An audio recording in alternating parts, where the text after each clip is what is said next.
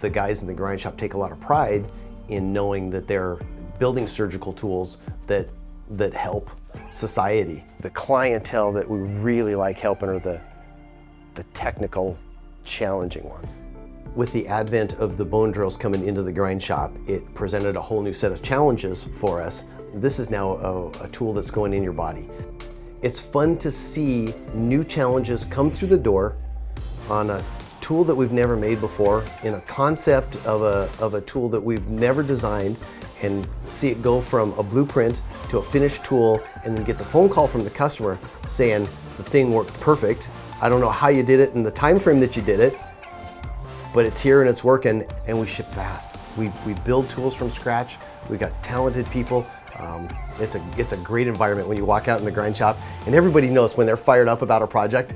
We do amazing quality work, and everybody's on board. Once our reputation gets out there and people understand that we don't just do aerospace cutters, we do a lot in the medical field, we do a lot of bone drills, we can take that concept and idea and help them provide that solution.